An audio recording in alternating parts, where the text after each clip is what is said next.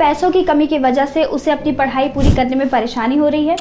अगर हाँ तो आपने बिल्कुल सही वीडियो पर क्लिक किया है, क्योंकि आज हम आपको बताने वाले हैं HDFC स्कॉलरशिप 2023 के बारे में, जो आपके लिए इन सभी परेशानियों का हल हो सकता है। HDFC बैंक की परिवर्तन ECS स्कॉलरशिप एक ऐसी स्कॉलरशिप स्कीम है जिसके तहत गरीब परिवार के स्टूडेंट्स को 75,000 रुपए की आर्थिक मदद मिलती है। अब आपको ये पैसे कैसे मिलेंगे, इसके लिए आपको अप्लाई कैसे करना है, ये सभी जानकारी जानने के लिए इस सीरीज को लास्ट तक देखिएगा। बैंक्स की लिस्ट में आता है और इस बैंक ने एक स्कॉलरशिप प्रोग्राम लॉन्च किया है। HDFC स्कॉलरशिप 2023 एक ऐसा प्रोग्राम है जो स्टूडेंट्स को आर्थिक मदद देता है। अगर आप सोच रहे हैं कि ये सिर्फ टॉपर्स के लिए है तो आप गलत हैं, क्योंकि ये स्कॉलरशिप स्टूडेंट्स के मार्क्स से ज्यादा उनके फाइनेंशियल बैकग्राउंड पर ध्यान देता है और इस स्कॉलरशिप का फोकस ही कमजोर फाइनेंशियल बैकग्राउंड से आने वाले बच्चे हैं।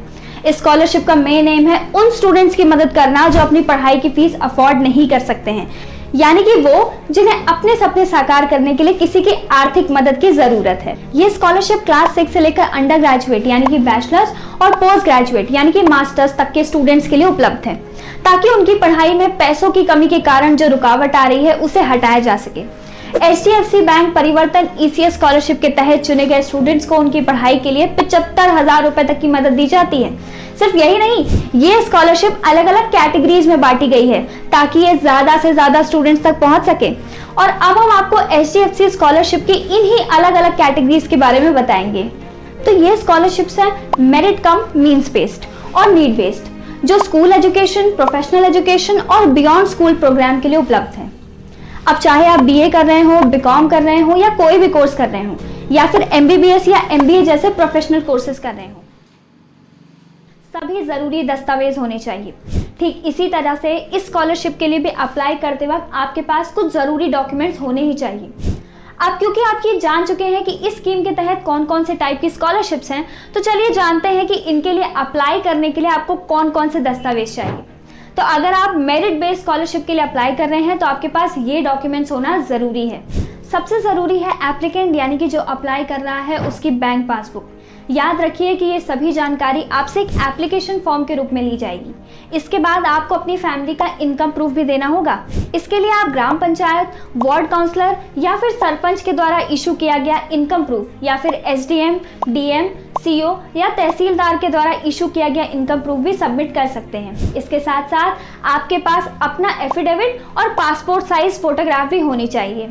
आइडेंटिटी प्रूफ के तौर पर आप अपना आधार कार्ड, वोटर ID या फिर ड्राइविंग लाइसेंस दे सकते हैं। और हाँ, क्योंकि ये स्कॉलरशिप स्टूडेंट्स के लिए है तो ये जरूरी है कि आप अपने एडमिशन का प्रूफ भी दें, और ये प्रूफ उसी साल का होना चाहिए जिस ईयर में आप पढ़ रहे हैं। यानी कि अगर आप कॉलेज के सेकेंड ईयर में हैं तो आपका एडमिशन प्रूफ भी सेकेंड ईयर का ही होना चाहिए। अब इस एडमिशन प्रूफ के लिए आपके पास कई डॉक्यूमेंट्स देने के ऑप्शन है। आप इसके लिए अपने इंस्टीट्यूशन की फी रिसिप्ट, एडमिशन लेटर, इंस्टीट्यूशन का ID कार्ड या फिर बोनाफाइड सर्टिफिकेट भी दे सकते हैं। बताते हैं HDFC स्कॉलरशिप के आवेदन के लिए। ये प्रोसेस काफी सिंपल है। सबसे पहले आपको गूगल पर HDFC परिवर्तन स्कॉलरशिप 2023 to 2024 टाइप करना है।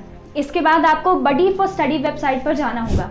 उसके बाद आप इस वेबसाइट के होम पेज पर जाइए और वहां पर अपनी पसंद की स्कॉलरशिप को सिलेक्ट कीजिए। सिलेक्ट करते हुए इस बात का ध्यान रखिए कि मेरिट और नीड बेस्ड स्कॉलरशिप को मिलाकर HDFC के पास 6 तरीके की स्कॉलरशिप्स हैं, जिसमें HDFC bank Parivartan ECS scholarship in school programme, beyond school programme और प्रोफेशनल एजुकेशन प्रोग्राम शामिल। इन तीनों स्कॉलरशिप्स को मेरिट कम मीन्स बेस्ड और नीड बेस्ड दोनों ही कैटेगरीज में दिया जाता है। आपको अपनी एलिजिबिलिटी क्राइटेरिया का खास ध्यान रखते हुए इन स्कॉलरशिप में किसी एक का चुनाव करना होगा। अब उसी पेज पर आपके सामने अप्लाई ऑनलाइन का एक बटन आ जाएगा।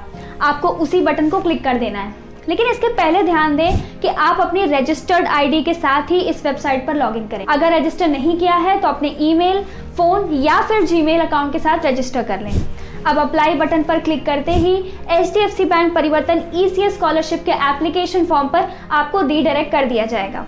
आपको बस स्टार्ट एप्लीकेशन पर क्लिक करना है और आपकी एप्लीकेशन प्रोसेस शुरू हो जाएगी। इस ऑनलाइन एप्लीकेशन फॉर्म में आपको अपनी सभी जरूरी डिटेल्स भरनी होंगी और डिटेल्स भरने के बाद सभी जरूरी डॉक्यूमेंट्स अपलोड करने होंगे। ध्यान रहे कि आप इन डिटेल्स की एक्यूरेसी पर खास ध्यान दें और डॉक्यूमेंट्स अपलोड करते वक्त भी उनकी क्वालिटी पर फोकस करें, क्योंकि यहीं से आपकी डॉक्यूमेंट वेरिफिकेशन भी होती है। डॉक्यूमेंट अपलोड करते ही टर्म्स और कंडीशन का एक मेन्यू आएगा जिसे आपको एक्सेप्ट करना है और फिर प्रीव्यू पर क्लिक करके अपनी फिल डिटेल्स को अच्छे से रीचेक कर लीजिए। अगर आप अपने एप्लीकेशन फॉर्म से संतुष्ट हैं तो बस सबमिट बटन पर क्लिक कीजिए और आपकी एप्लीकेशन प्रोसेस पूरी हो जाएगी।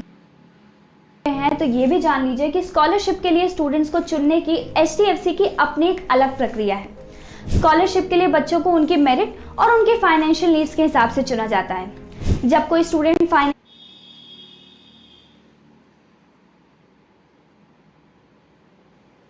नीड्स और मेरिट्स के हिसाब से स्कॉलरशिप के लिए सही समझा जाता है तो कई बार उसे फ़ोन पर इंटरव्यू भी देना पड़ता है। लेकिन आपका सिलेक्शन तभी होगा जब आप स्कॉलरशिप के लिए एलिजिबल होंगे, और इसके लिए सबसे ज़रूरी चीज़ ये है कि आपकी फैमिली इनकम 2.5 लाख रुपए या उससे कम होनी चाहिए।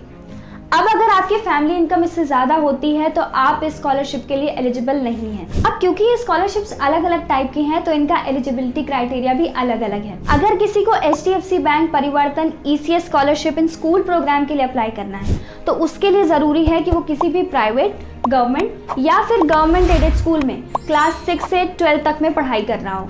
वहीं अगर आपको बियॉन्ड स्कूल प्रोग्राम के लिए अप्लाई करना है तो ज़रूरी है कि आपने किसी भी नॉन प्रोफेशनल कोर्स जैसे कि BA, MA, BCom या फिर MCom में एडमिशन लिया हो।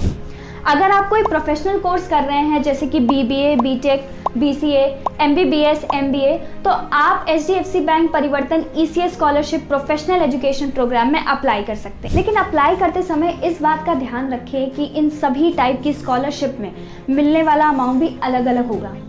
जैसे कि मेरिट बेस्ड कैटेगरी के स्कूल प्रोग्राम में आपको 35,000 रुपये मिलते हैं, वहीं बियॉन्ड स्कूल प्रोग्राम में 45,000 मिलते हैं और प्रोफेशनल एजुकेशन प्रोग्राम में 75,000 रुपये मिलते हैं।